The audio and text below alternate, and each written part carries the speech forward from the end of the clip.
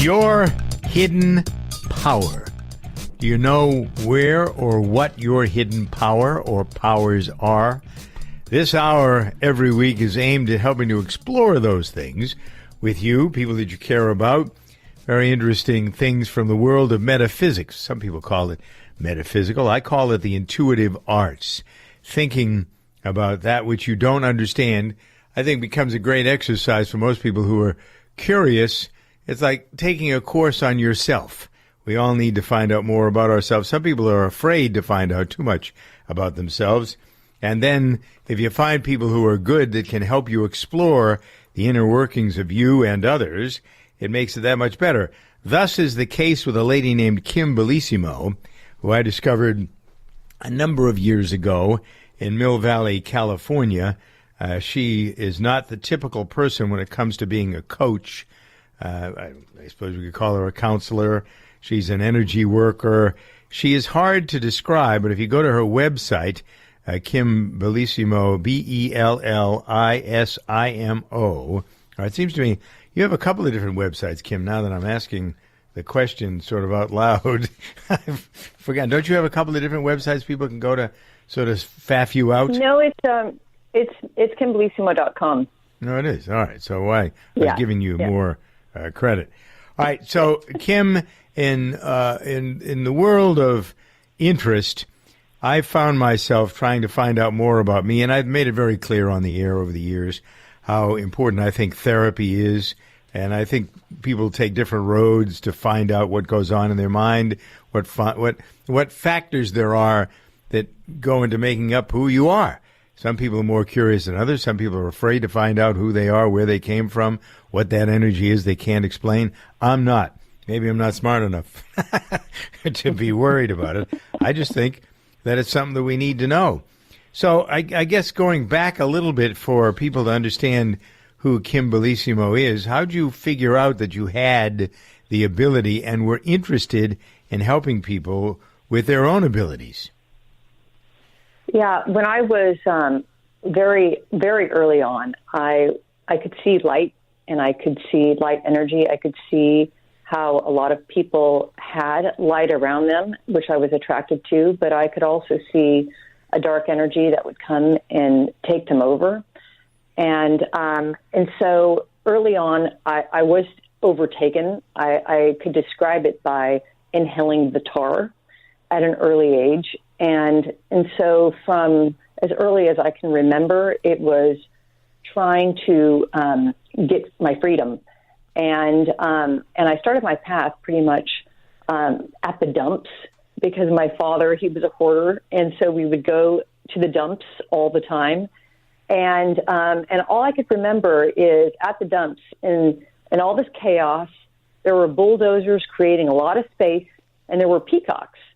And I looked at a peacock, and it was eating this poison, drinking this green liquid, and it expanded its plumes. And from that early age, I was thinking to myself, how could this peacock be so beautiful and all this trash and junk? Because that's what I felt like. And so that's where my path really began, if I look at it. And I was like the first organizer in the United States, because my goal was, if I could only clean the physical environment, somehow my life would get better, because I would always be cleaning around my father. And I started a company called Time Savers, and that was cleaning hoarders before hoarders were even known. And so, and that's where I began. But I found out very quickly that just cleaning somebody's physical environment, it would go back into chaos. And so I thought, if only I could clear their mental environment, and that's when I got my degree in counseling. And I was always very intuitive, so I knew that I wouldn't necessarily just have a path of counseling. And counseling is very helpful, looking at kind of where the incidences a person got stuck, but it never quite cleared the energy of it. And so I started meditation. I only took a few courses in meditation, and in that I found that, you know, even though it helpful maybe learning grounding, but a lot of these communities that I got involved with, the relationships were off. And I remember sitting in a healing line one day, and I dropped into my heart. And the person asked me, what was I doing? Because we were healing the people in front, and we were supposed to be getting the healing at the same time, kind of channeling. And then I realized when I dropped into my heart, it started clearing. It started clearing the person in front of me. It was clearing me. And when you say clearing, what do you mean clearing? Dropping into your heart? Explain that, and then what it means to clear. Well, when I look at a person that comes to me, I look at where their energy stuck, where their energy stored, where they can't access their power. And when I'm looking at somebody's energy field, I look at the heart creates a circle around us. The heart creates actually in a circle. And so when I'm looking at somebody's energy field, I look at this circle. And if their heart is open, it actually pulls in 4 fields of energy. And when it does, it creates this beautiful loop. It looks like a figure-8 loop, kind of a vertical figure-8 loop, and a horizontal infinity loop. And when their heart's open, they have the ability to ask. They've got the ability to receive. They can, create an intention, and then it can come down into physical manifestation. I could see where, their minds may divide their energy into the negative and positive. It will pull their energy out, but their heart will bring it back in. So, when I look at clearing someone, I look at where is their energy stored and stuck. It's kind of like, in that dumps, where, or in a closet full of crap, where their energy is stored, they have no access to it. And this is what I call the backspace. And what that means is when we don't have access, to our energy, we continue to create with it. We may have an intention about we want to create this, but no matter how many intentions we make, it's not going to work until we actually, release the energy out of our backspace, open that, stored closet, and start taking things out and identifying it and looking at it. And when you do that, the magic happens because the energy can release, and then you have more energy to create with. All right, so clearing backspace, some of the terms used here, dropping into your heart, intention. I want to, as we continue here, figure out if men are different than women when it comes to responding and or when it comes to asking for your help. It's Kim Bellissimo with Doug Stephan on the Your Hidden Power visit for the week. A fascinating lady, KimBellissimo.com. A lot of things about process are part of this, and I want to talk with her about what I've done myself. I don't mind. I'm a guinea pig sometimes. Clearing oneself from unhealthy relationships is an important part of work. There's all kinds of things. Unhealthy relationships lead you to be sick. I mean, there are things that you want to do that are good for your health and your body. All part of the things you can tap into with your own hidden power. Speaking of power, the power to lose weight. Calitrin, Calotren. I should only tell you that Calitrin works and leave it at that, because it does. But I can give you a little background into how you, no matter whether you're 10 pounds overweight or 100 pounds overweight, this will work for you. These people have been running this company for 20, 30 years. They understand how to make it work because they understand the essentials of the active ingredient in Calitrin is collagen, Collagen, protein that builds your body's muscle. You like muscle? You need muscle. The older you get, the less muscle you have, because your natural proteins, the collagen, starts going away in your 30s and keeps going away. So you start getting fat. Get fatter, you got more fat, less lean tissue. The Calitrin helps you develop the tissue back again so that you have muscle, pushes out the fat, bingo bango. It's pretty interesting theory and pretty simple. Get to the bottom line. Lose the weight. All right, you ready? Go to toploss.com. Here's how you do it. Toploss.com. Use the code DJV, or you can even use my name, Doug Stephan. And there's a special deal for those of you listening. You're going to get 10% off all the bottles you buy, up to 3. Fourth bottle will be free. So that's an incentive. But the real incentive here is to be able to lose the weight and keep it off. Calitrin. at toploss.com. There to say it again, Doug. Toploss.com. Use the code DJV for all the savings. Fabulous way, proven way. I recommend it because I'm using it. Lots of benefits, but the important thing is you get your health, you keep your health at the right weight. Calitrin at toploss.com. Kim Bellissimo is here on Your Hidden Power. I'm Doug Steffen. The various terms that are being used here, a lot of people think that it's psychobabble. You have your background is in psychological beliefs, identifying them. How do you, it seems like you treat people who have different problems with sort of the same approach. Is that fair? Actually, I look at it from a very energetic way. And so, no, everyone's different. And, the tools I get a download from what I need to do with somebody in the moment. I may use a certain tool, but it really just depends where a person's stuck and really how to, open the wisdom of their heart so they can have access to their energy.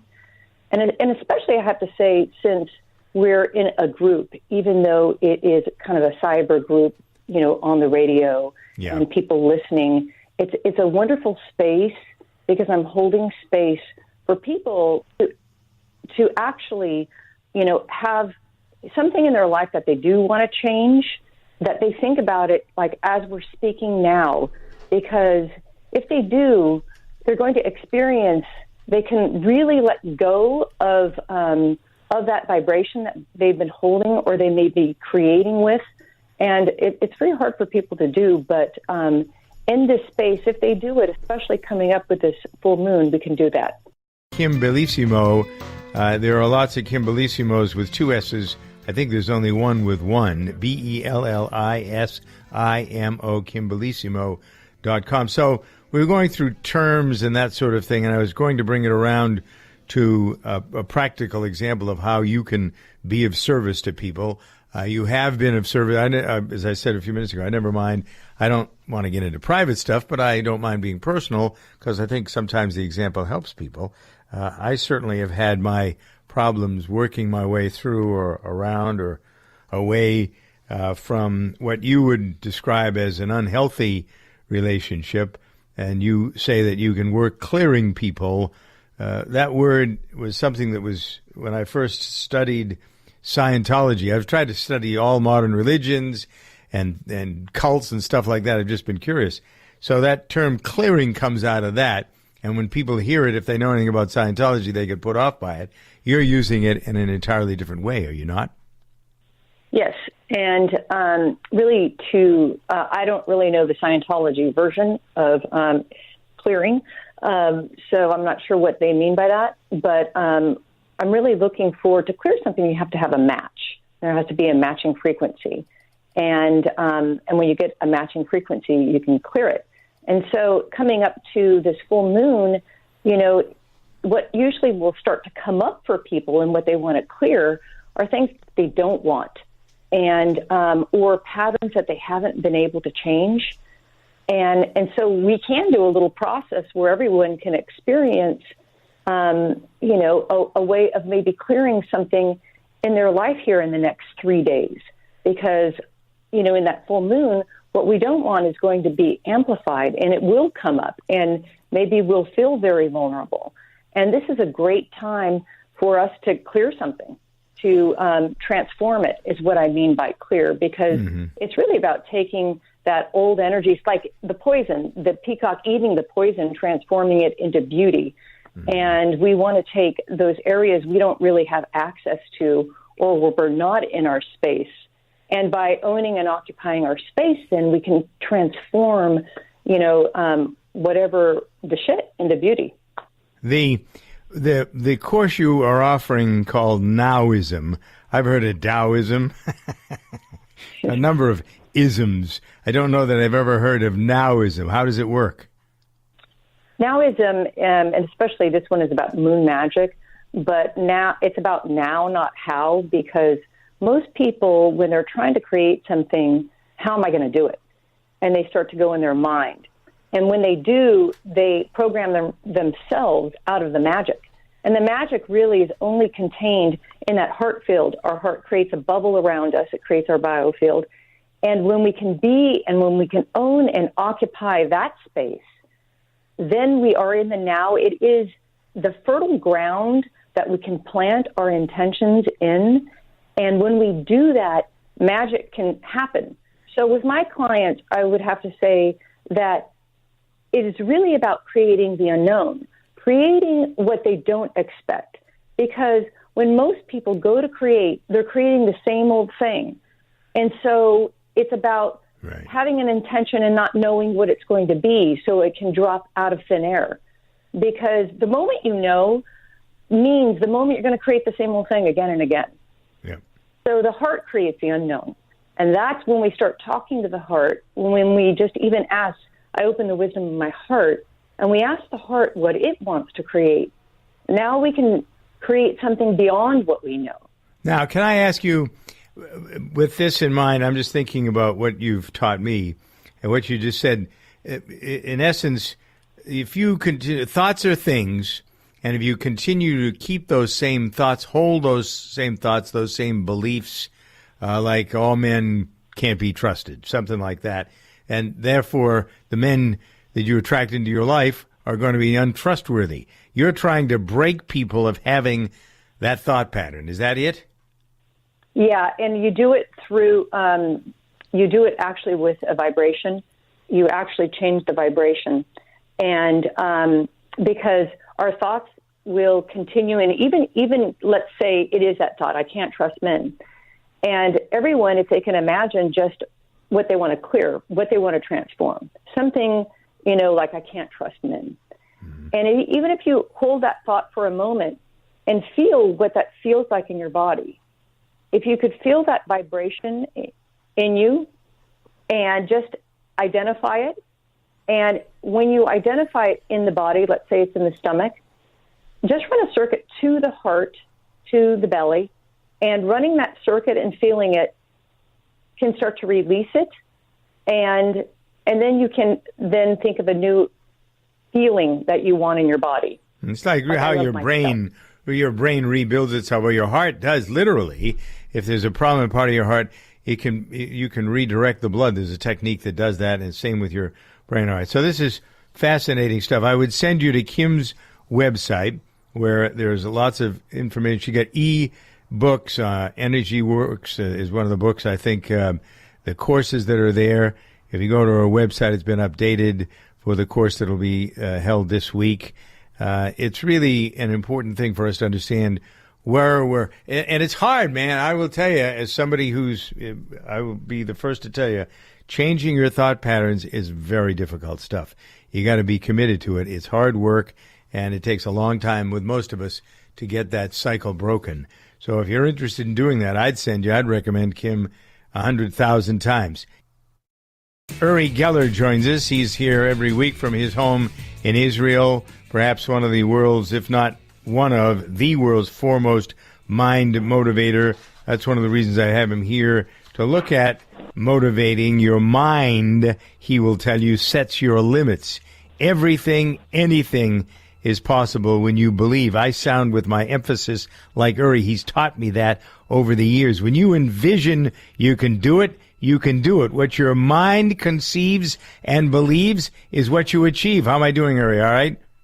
You're doing great. As a matter of fact, just under an hour ago, I was coming up to my apartment in Old Jaffa in Israel, and there was a group of about 60 youngsters who were about between 19 and 22, and they were just passing in the alleyway, and one of the Israeli bodyguards recognized me, so I stopped and gave him a little lecture. I bent a spoon for them. I ran up to the apartment, got a spoon down, bent it for them. And then I just repeated my mantra: whatever you can visualize, you can materialize. If you can go there with your body, you can go there with your mind. And there is nothing that you cannot be, do, or have, because you are the architect of your own life. And they loved it. And I also add, Doug, very important, keep away from smoking, don't touch weed. Because the latest thing in Israel, sadly, is that young people all kind of take it so easy about, okay, so I'm smoking some hash, I'm smoking some weed, marijuana, and I think that that's going to screw your mind 10 years from now. So that's where I come from concerning any drug. Any drug is not good for your mind, body, and soul. And I think you agree with me, don't you, Doug? I do. I'm not somebody who tells people what to do with their lives. If you want to smoke, do those sorts of things, not my business. But educate yourself as to what happens under the circumstances. There's a lot of difference. There's a lot of good that's being done for a lot of people, frankly. Smoking marijuana when it comes to medicine, I don't know the same can be said for recreational use of it, but that's where the line is, and that's where people get confused sometimes, I think. But Doug, the short-term effects of drugs, definitely on mental health, is it's all psychoactive. All psychoactive drugs may cause mental health problems while you're taking them. And as you know, we all know this. You can clear your drug from the body by going into detox and all this. But these can include anxiety if you smoke drugs, mood swings, depression, sleep problems, and psychosis. And it's crazy. And the youngsters here take it so, okay, so let's all get together. So when I walk down Dizengoff Street or Rothschild Boulevard, you smell marijuana. It has a very, very small, a very strong effect on your body, and you can totally smell it. You know the smell of marijuana, don't you? Don't like it. Yeah, I don't like being around it. I'm not a preacher when it comes to this sort of thing. And I think why not, Doug? Why are you kind of? Well, because I don't think it's not up to me to tell people what to do. I think you can tell them what happens if. I think that's the thing that has more. I think if you and maybe I've learned this as we get older. I find sort of saying to people, "Don't do this," or the old "do as I say, sometimes not as I do" routine doesn't work as well as the simple things like in school. One of the things I remember most was the police officer who was in charge of the drug control unit brought into the classroom a picture of somebody's lungs who'd smoked, or the picture of what that smoke is doing as it goes into your body, to the cellular structure of your body. Things when you look at it scare the hell out of you. Well, when I do my lectures and teach people how to stop smoking, I actually travel with a dead man's lung, and I pull it out and I show it close up to the camera. It is shocking. But going back to hard drugs, it's sadly it's all over. For instance, presence of illicit drugs such as cocaine are in rivers and in lakes. I bet you didn't know this. Oh yeah, no, I know that people have been flushing that stuff down the toilets, and the stuff's getting everywhere. Yeah. Yes, and even as little as a few nanograms per liter in water causes hyperactivity and severe muscle damage in eels, in freshwater eels. And these studies have been published in Science magazines, a most important magazine called Science of the Total Environment.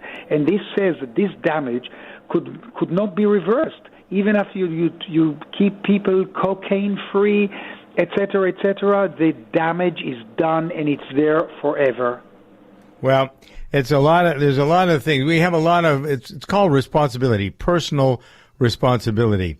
I think if people don't like themselves, are not happy with themselves, I think that's what you have to get at first. I was just talking with a lady who, her name is Kim Bellissimo, who's really a great trainer, teacher, coach, and we were talking about changing things about your life that are unhealthy, whether it's relationships, whether it's the food you eat, whether it's the things you drink and or smoke.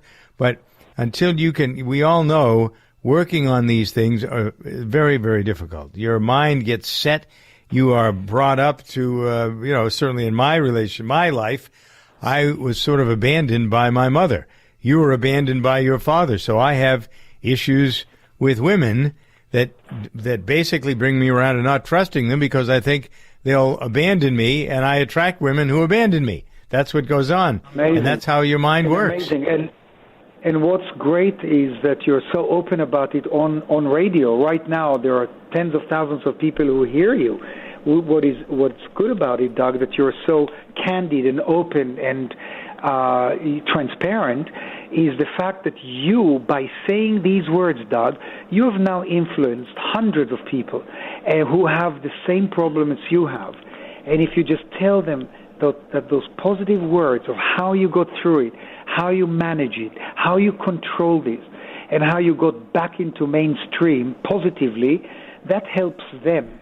So this is why I always say that any presenter on radio or television, you're in the driver's seat. You're in a seat where you can control people's emotions, their attitude to things, and their social network.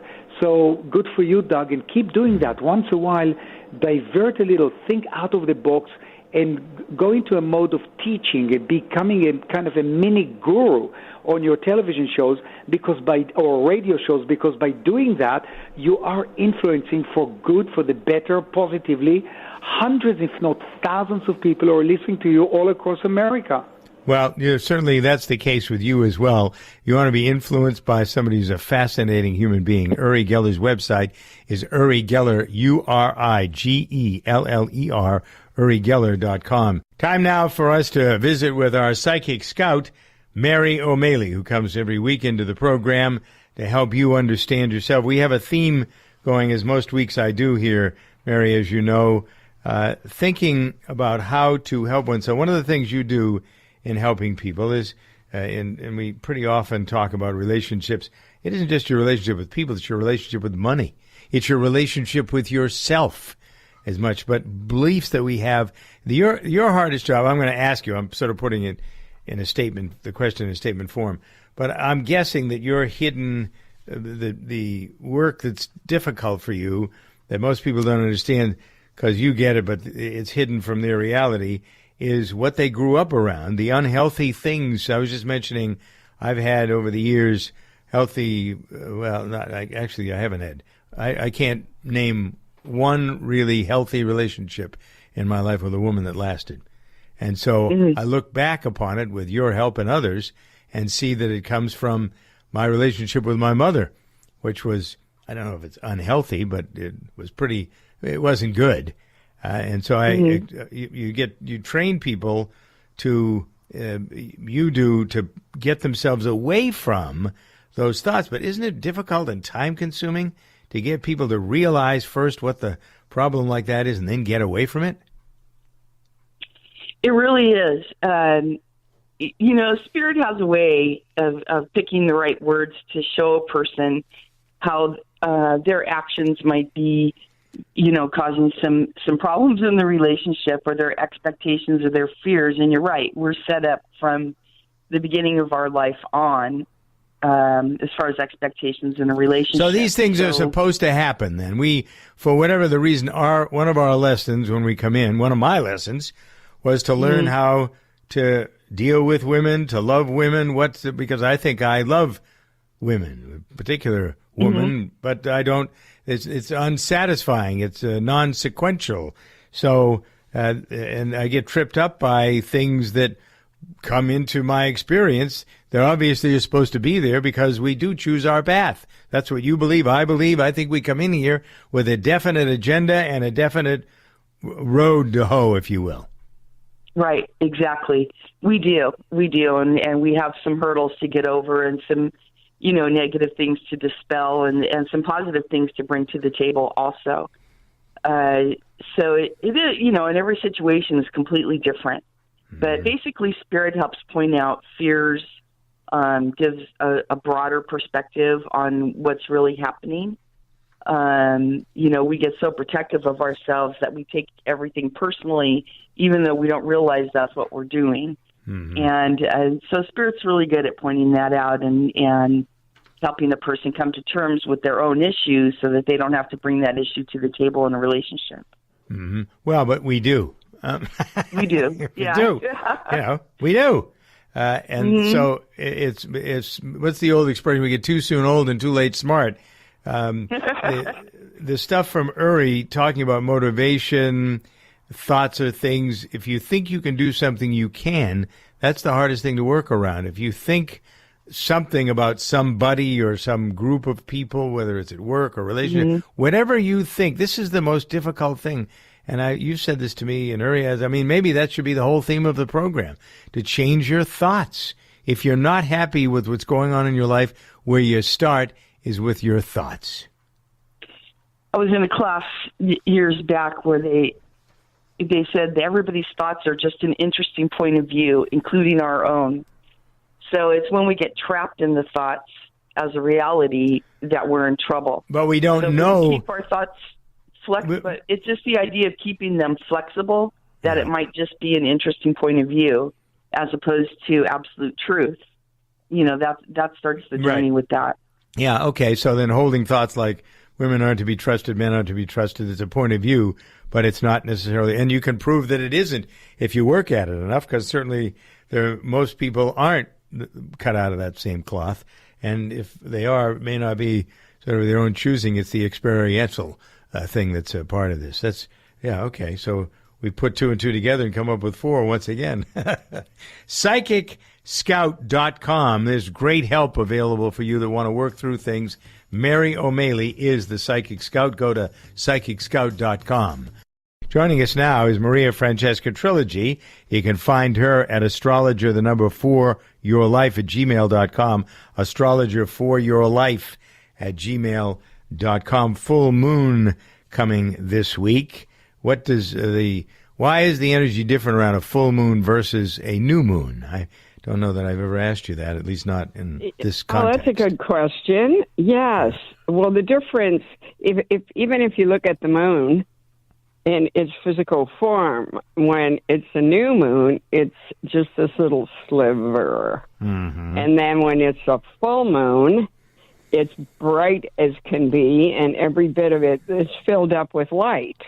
Well, astrologically, and, what do I want to say? Well, not psychologically, but kind of, if you think of it in that way, how it affects us is when it's anything new, that's why they call it a new moon, is something we're starting. So it's an opportunity to start a new project, new way. Is the full moon a time to end or wrap things up? Yes, that's the time for us to be grateful for everything we have that is good, and to let go of those things that we no longer want to bring to us. Bring to the world or to each other, as we then have that period of a couple of days after a full moon when everything kind of quiets down, and then we start the new moon again.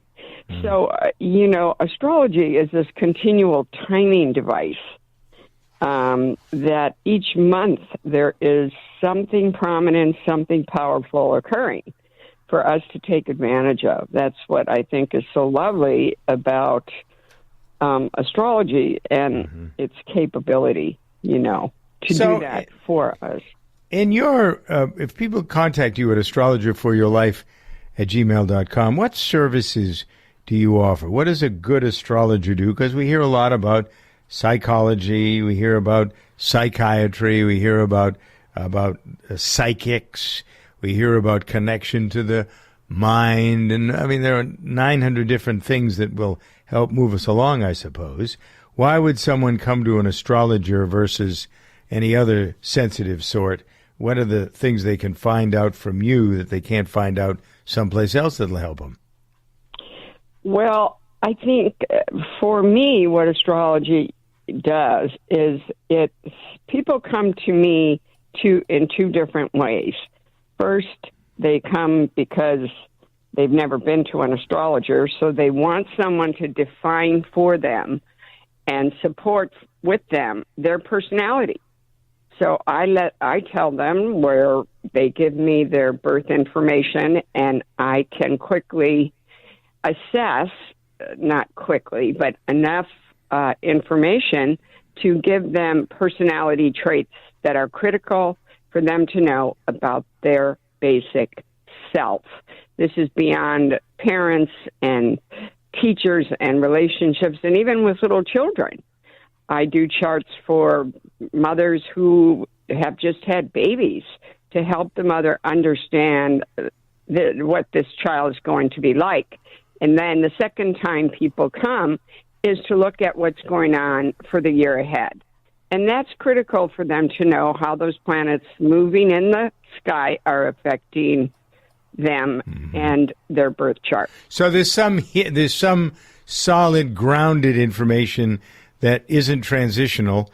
And then there's the impact. We have these things come from our signs. We know a person is thus and such and so because we understand what the sign and the implications are of it and the tendencies of people who are in these signs. And then it's how they are affected each day by, that's why you have a horoscope every day. You got things that will influence you every single day differently because you come from a different place. So that's why having a good, strong astrological grounding is important. And you won't get a better one than reaching out to Maria Francisca Trelegy, astrologerforyourlife.com, astrologer number 4, yourlife@gmail.com, astrologerforyourlife@gmail.com. This program was edited by Bob K. Sound and Recording. Visit bobksound.com.